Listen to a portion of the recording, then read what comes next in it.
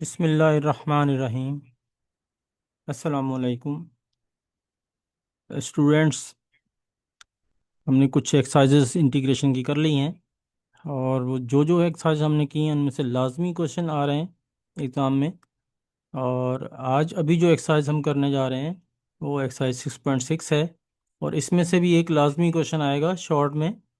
तो बहुत ही आसान एक्सरसाइज है, और काफ़ी सारे क्वेश्चंस रिपीट भी हो रहे हैं एक दूसरी एक्सरसाइजेस के साथ।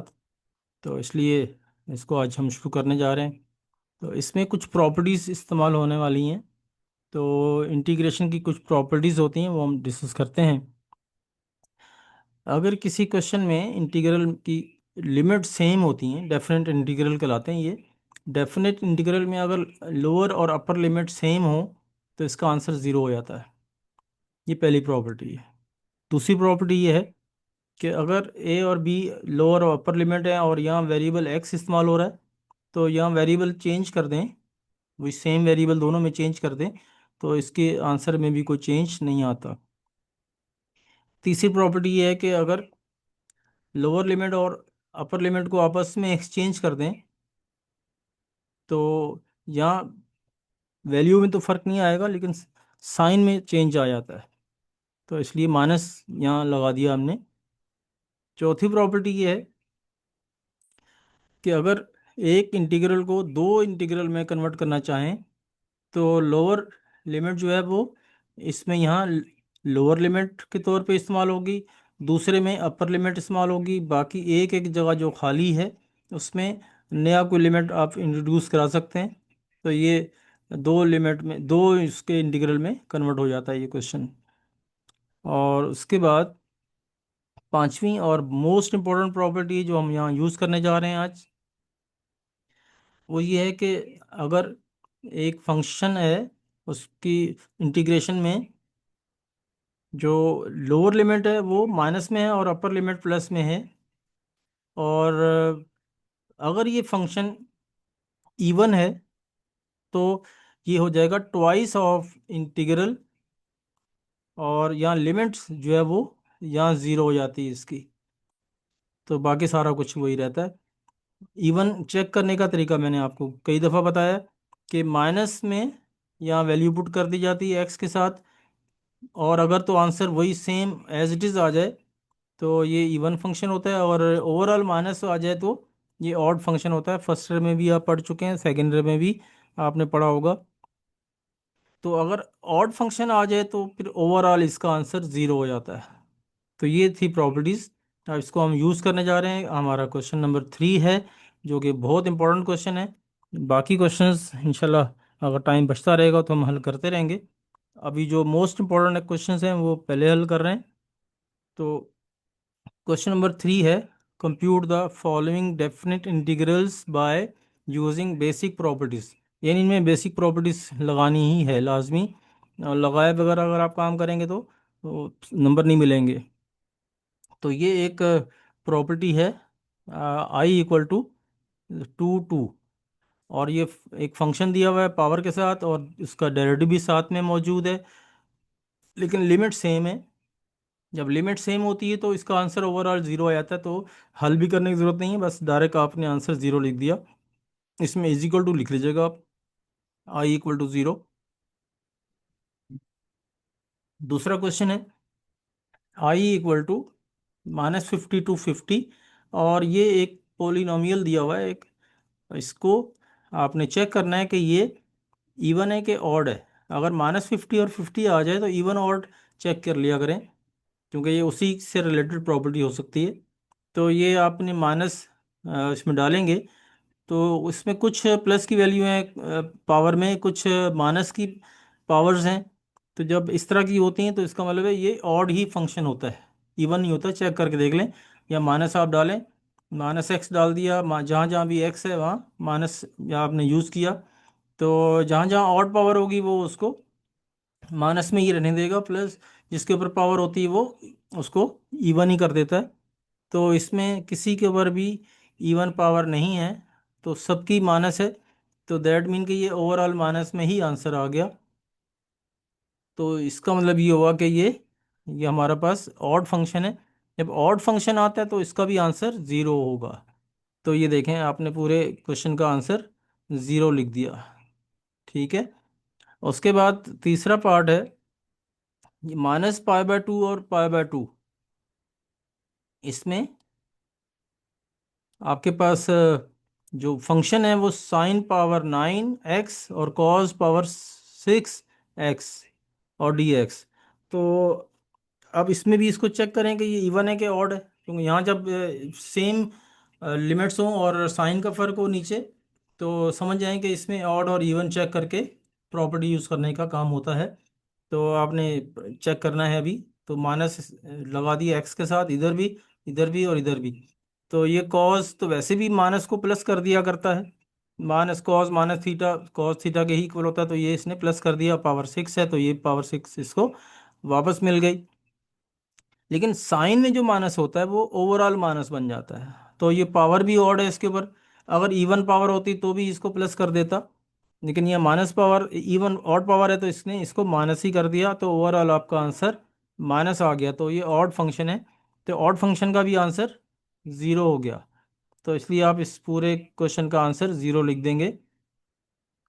चौथा पार्ट है -π/, और पाई इसका इंटीग्रल का लिमिट्स हैं, और sec⁻8 और 10x dx।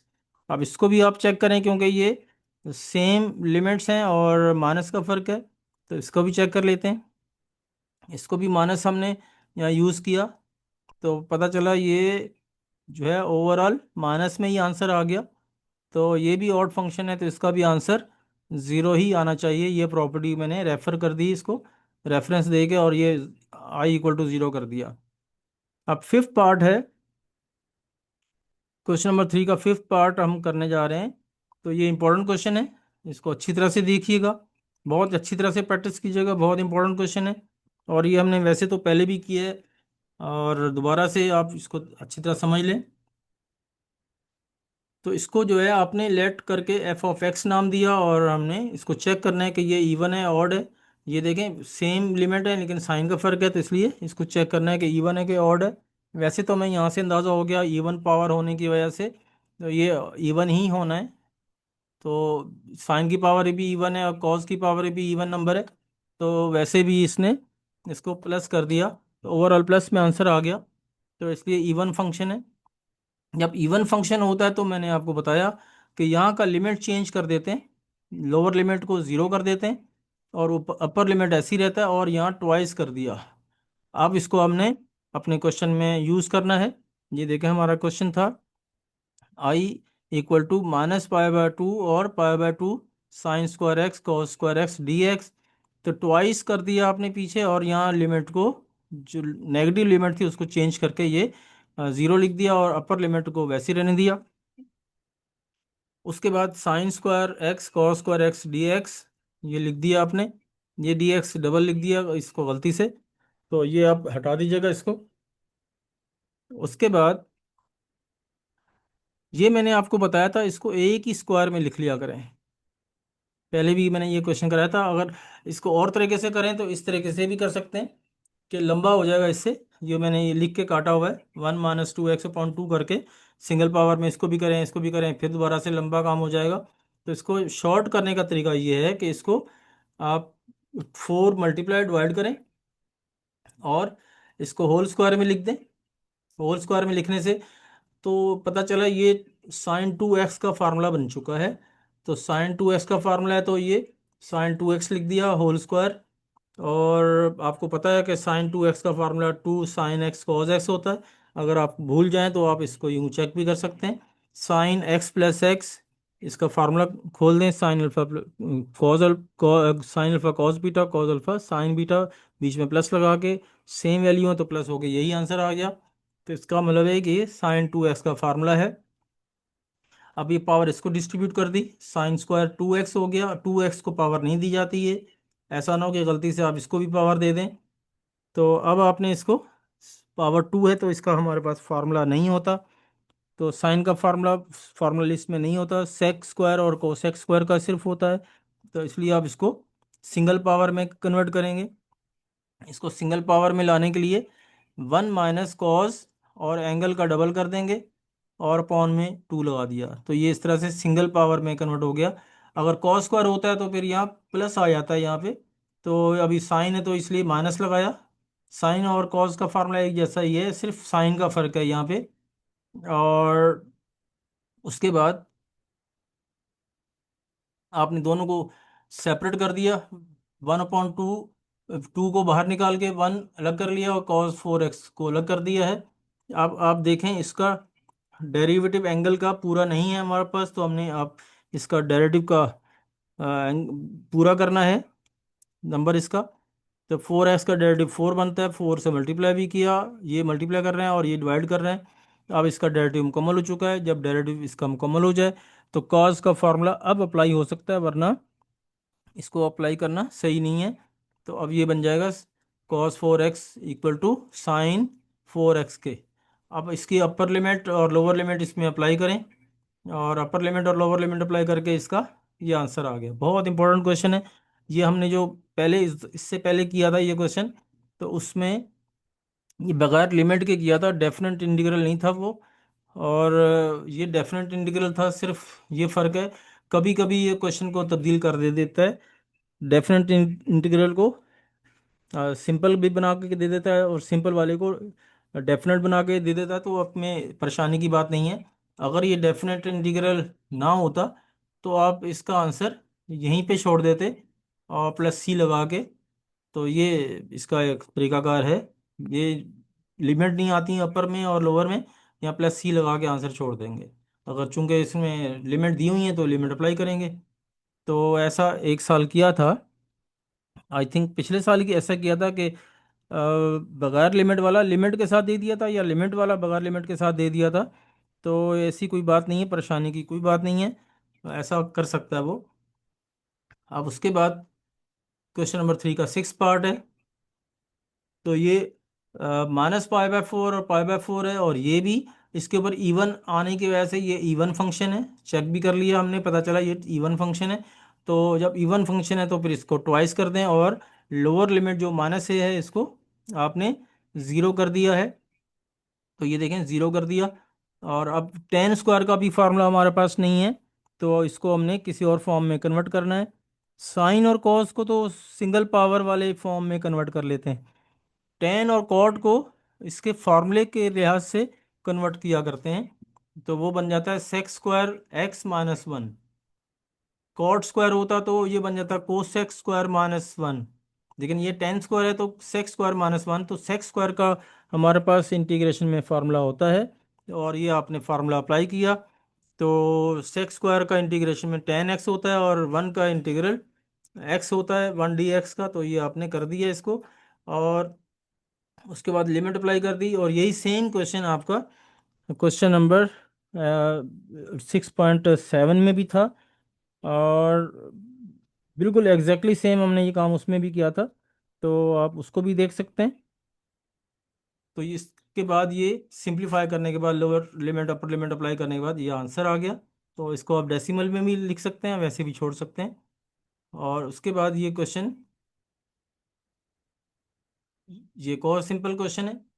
तो ये भी इवन फंक्शन है क्योंकि इनके ऊपर इवन पावर्स हैं। तो इवन पावर जो है, यहाँ भी इवन पावर है, इवन पावर चेक भी कर सकते हैं। तो ये इवन है तो इसका मतलब है यहाँ लोअर लिमिट को ज़ीरो बना देंगे और इंटीग्रल के पीछे आप ट्वाइस कर देंगे। और यहाँ लिमिट लिखना भूल गया मैं, ए ज़ीरो और ए, तो आप यहाँ लिख लीजिएगा। तो आई इक्वल टू, तो आपने मेन क्वेश्चन में टू और ज़ीरो और टू कर दिया, और ये उसके बाद ये पावर फाइव जो है इसकी हो जाएगी पावर ऐड करने के बाद, और नीचे भी नीचे भी फाइव हो जाएगा। और टू जो है कांस्टेंट है, ऐसे ही रहने दें, और इसके ऊपर एक पावर ऐड करेंगे, नीचे भी पावर लिखेंगे। तो ये आपका इस फॉर्म में आंसर आ चुका है। अब ये फाइव और ये थ्री जो हैं, इनको आप या तो एलसीएम लेके बाहर निकाल लीजिए, या फिर ऐसे ही आप लिमिट अप्लाई कर दें, आप जैसे बेहतर समझें, आपकी आसानी के लिए जो भी अच्छा लगे आप कर सकते हैं। Lower limit upper limit apply करने के बाद सिंप्लीफाई करें कैलकुलेटर की मदद से, और आपका आंसर आ जाएगा। और अब दूसरी एक्सरसाइज, और इसी एक्सरसाइज में जो इम्पोर्टेंट क्वेश्चन है वो क्वेश्चन नंबर 7 जो है वो हमें लग रहा है, तो इसलिए हम वही करते हैं।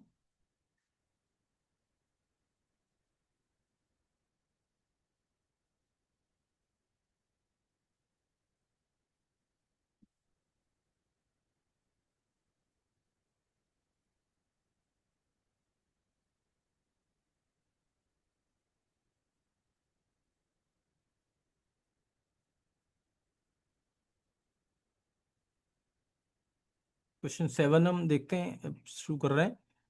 अच्छा, ये क्वेश्चन हमने पहले भी किया है। 6.3 एक्सरसाइज के कुछ क्वेश्चन मैंने हल कराए थे, उसमें मैंने ये क्वेश्चन कराए थे इस तरह के, और तरीकाकार भी समझा दिया था। अब ये दोबारा से आ गए हैं, लेकिन फ़र्क सिर्फ ये है कि इसमें डेफिनेट इंटीग्रल के हिसाब से दिया हुआ था, उसमें बगैर उसमें लिमिट्स के साथ था। तो अब इसको हम हल करते हैं। इसकी वैल्यू फाइंड करनी है हमने। 0 to 2 लिमिट है, और dx upon under root 16 - x²। तो मैंने आपसे ये कहा है कि अगर a² - x² अपॉन में आ जाता है या कहीं भी, तो इसमें आप ट्रिग्नोमेट्रिक सब्स्टिट्यूशन अप्लाई करने के लिए साइन यूज़ करते हैं, a साइन थीटा। और अगर यहाँ प्लस आ जाता है अपॉन में और बगैर रूट के, तो या बगैर रूट के बगैर भी या किस रूट के अंदर भी, तो ये टेन का फार्मूला लगता है, a टेन थीटा। अगर ये x² पहले आ जाए और a² बाद में आ जाए, तो ये a सेक थीटा का सब्स्टिट्यूशन होता है। ये 3 सब्स्टिट्यूशन आप याद कर लें, बुक में भी लिखी हुई हैं। तो अब आप देखें इसको हम कैसे यूज़ करते हैं।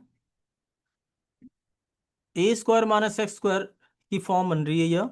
तो a² की जगह उसने 16 लिखा हुआ है, यानी ये इसका मतलब है ये 4² है माइनस x²। तो इसका मतलब है हमें यहाँ ट्रिग्नोमेट्रिक सब्स्टिट्यूशन कौन सी लेनी है, a sine theta, x = a sign theta. तो अब जब ये लिमिट आपने ले ली, तो इसमें ये सब चीज़ें चेंज करनी होती हैं। एक चीज़ तो ये चेंज कर ली हमने कि इसका वेरिएबल चेंज कर दिया, थीटा आ गया हमारे पास। और दूसरी बात ये कि अब हमें डी एक्स को भी चेंज करना होगा, नया डेरिवेटिव भी हमें लेके चलना होगा डी एक्स। तो इसको डिफ्रेंशिएट करते हैं with respect to theta, D X upon D theta equal to 4 cos theta. तो D X equal to 4 cos theta D theta बन गया। अब डी एक्स भी हमारा आ गया हमारे पास। अब जब जब हमने लिमिट देखी, इसके अंदर लिमिट मौजूद है, तो लिमिट थी एक्स के रिस्पेक्टिव। तो अब लिमिट जो है वो इसकी चेंज होके थीटा के रिस्पेक्टिव हो जाएंगी, तो अब उनको भी चेंज करना है। तो आप उसको चेंज करने के लिए क्या करेंगे, इस एक्स की जगह ये वैल्यू पुट कर देंगे। तो 0 = 4 sin थीटा, साइन थीटा = 0, और थीटा =sin−1 0, और थीटा आपके पास आ चुका है ये भी 0। तो इसका मतलब है ये लिमिट तो खैर वही है। और दूसरी लिमिट अपर चेक करते हैं। अपर लिमिट में आप एक्स की जगह 2 पुट करेंगे यहाँ, और 4 sin थीटा। तो साइन थीटा अलग करेंगे तो 1/2 बन जाएगा। तो थीटा =sin−1 1/2। तो अब sin−1 1/2 साइन 30 डिग्री होता है, या π/6 होता है। 30 हम लिखेंगे नहीं, क्योंकि कैलकुलेशन में हमारे π/6 यूज़ करते हैं, रेडियन फंक्शन यूज़ करते हैं। अब इसके बाद एक ये चीज़ भी चेंज कर लें, एक ये चीज़ भी चेंज कर लीजिए, ये वाली चीज़ जो डिनोमिनेटर में है इसको भी चेंज कर लें, या फिर डायरेक्टली क्वेश्चन के अंदर ही लेके चलें, जैसे पिछले क्वेश्चंस में आपको कराया था। तो आप यहाँ कर लेंगे तो आपका टाइम बच जाता है, एक साथ ही काम हो जाता है। तो 16 - x², तो 16 - x की जगह 4 sin थीटा होल स्क्वायर, और ये 16 कॉमन आ जाएगा। 16 कॉमन आने के बाद ये cos² बन गया। तो cos², 16 cos², 4 cos थीटा बन गया। अब ये सारी चीज़ें हमने चेंज कर ली हैं इस क्वेश्चन में। और 6.3 के क्वेश्चन में फ़र्क सिर्फ ये है कि इसमें हमें लिमिट भी चेंज करनी पड़ी, बाकी काम तो एज इट इज़ सारा का सारा सेम था। ये लिमिट वाली 2 लाइनें जो हैं ये एक्स्ट्रा आई हैं, बाकी सारा वही है। अगर यही क्वेश्चन आपको बगैर लिमिट के आ जाए, तो परेशानी की कोई बात नहीं है। आप ये लिमिट भी चेंज ना करें, और इसके बाद आंसर +c बना के छोड़ दीजिएगा। और अब आप इसमें इसकी वैल्यू पुट करें तो देखें आई इक्वल टू पाई/6 और ये ज़ीरो यहाँ नीचे लोअर लिमिट में, तो यहाँ ज़ीरो था वहाँ ज़ीरो ही रहा, और जहाँ इसकी लिमिट 2 थी वहाँ पाई/6 बन चुकी है। और ऊपर वाली लिमिट में आपने डी एक्स की जगह ये 4 cos थीटा डी थीटा डाल दिया, नीचे 4 cos थीटा जो हमारे पास आया था वो डाल दिया। अब ये कैंसिल आउट हो गया, डी थीटा बच गया। अब डी थीटा का जब आप इंटीग्रल करते हैं तो थीटा आंसर आता है, और अपर और लिमिट आप लोअर लिमिट लिखने के बाद इसकी वैल्यू आ गई पाई/6 -0, पाई/6 इसका आंसर आ गया। बिल्कुल इसी तरह का एक और क्वेश्चन है, बिल्कुल एग्जैक्टली सेम है। इसमें भी a² - x² वाला फार्मूला लग रहा है। तो देखिए ये भी इवन फंक्शन है, ये इवन फंक्शन होने की वजह से इसमें भी आपने ट्वाइस कर दिया है इसको, और ये आपने वो सब्स्टिट्यूशन ले ली, trigonometric substitution, x equal to 2 sin theta और dx बना लिया। क्यों? मैंने कहा कि सब चीज़ें चेंज करनी पड़ेंगी, इसकी लिमिट भी चेंज करना पड़ेगी, dx भी चेंज करना पड़ेगा, इसका जो रूट वाला पार्ट है या डिनोमिनेटर में है जो भी है वॉट एवर द फंक्शन, उसको भी चेंज करना पड़ता है। तो फिर जाके वैल्यू पुट करें तो आसान हो जाता है। तो अब आप लिमिट चेंज करने जा रहे हैं, तो देखें लिमिट कैसी चेंज होंगी। जब आपका x इक्वल टू 0 था लिमिट, तो अब थीटा क्या बनेगा, x की जगह 0 पुट कर देंगे, तो साइन थीटा इक्वल टू 0 और theta equal to sine inverse 0, तो ये भी 0 ही आ गया, तो 0 से 0 ही रहेगा। अब उसके बाद x इक्वल टू 1 है, तो 1 डाल देंगे वैल्यू, तो ये आपके पास इसकी वैल्यू वही पाई/6 वैसे ही आ गई जैसे पिछले क्वेश्चन में थी। और अब आपने ये वैल्यू भी बना के रख ली है, 4 - 4 sin² थीटा, एक्स की वैल्यू डालने से, और 4 कॉमन लिया तो ये 4 cos² थीटा बन गया। और ये वैल्यू आपने मेन क्वेश्चन में आपने डाल दी है, और मेन क्वेश्चन में डालने के बाद इसकी कैंसिलेशन की है, cos थीटा एक cos थीटा से कैंसिल हो गया, नीचे cos थीटा बचा, और cos जो है 1/cos सेक के बराबर होता है, सेक थीटा लिख दिया, और सेक का integral ln sec theta plus tan theta होता है। तो इस तरह से आपने ये वैल्यू इसमें प्लेस कर दी है, और आपका फिर लिमिट अप्लाई होगा, लिमिट अप्लाई करने के बाद अपर लिमिट और फिर लोअर लिमिट, तो इस तरह से सिंप्लीफिकेशन करने से ये आपका आंसर आ गया। बहुत ही सिंपल सा क्वेश्चन है। इसी तरह से इसका पार्ट नंबर 3 है, इसमें सब्स्टिट्यूशन चेंज हो रही है, बाकी दोनों में सेम सब्स्टिट्यूशन थी, इसमें सब्स्टिट्यूशन चेंज हो रही है। ये देखें इसमें बीच में प्लस आ रहा है, चाहे नंबर पहले हो या x² पहले हो, इससे कोई फर्क नहीं पड़ता, प्लस बीच में आना चाहिए। तो ये टेन की सब्स्टिट्यूशन है, x equal to 2 tan theta, क्योंकि x equal to a tan theta formula होता है। तो a हमारा यहाँ पे 2² 2 हो गया a, और ये हमने इसके अब dx बनाना है इससे, तो dx बनाने के लिए इसको डिफ्रेंशिएट कर दिया विद रिस्पेक्ट टू थीटा, तो ये आपके पास 2 sec² थीटा डी थीटा बन गया। अब ये आपने लिमिट भी चेंज करना है, क्योंकि इसमें ये डेफिनेट इंटीग्रल है तो लिमिट दी होती है, तो लिमिट चेंज करने के लिए आप x की जगह ये वैल्यू पुट कर देंगे, तो वैल्यू पुट करने के बाद ये tan थीटा इक्वल टू 1 आया, तो tan inverse equal to theta equal to tan−1, तो ये पाई/4 होता है। इसी तरह से फिर दोबारा से ये वैल्यू अपर लिमिट अप्लाई की, अपर लिमिट अप्लाई करके इसको भी इधर उधर शिफ्ट करके आपने थीटा फाइंड किया, पाई/3 आंसर आ गया।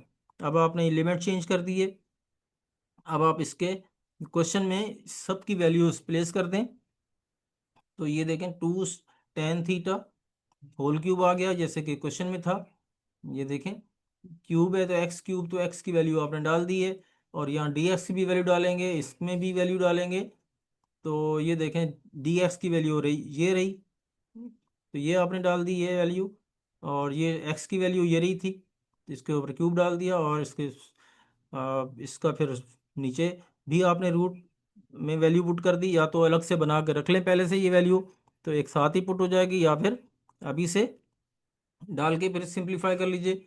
तो ये आपने ओपन किया तो 4 tan² थीटा बन गया +4, और 4 कॉमन आने के बाद ये tan² थीटा +1 sec² के इक्वल होता है।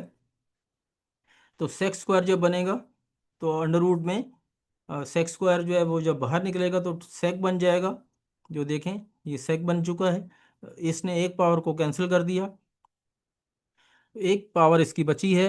और ऊपर अब ये हमारे पास ये फंक्शन आ चुका है। अब ये फंक्शन आ तो चुका है। अब इसमें से मेन फंक्शन कौन सा है, सेक है या टेन है, ये डिसाइड करना है। इसको डिसाइड करने के लिए आप ये देखें कि आपका डेरिवेटिव किसका कौन सा चीज़ हो सकती है।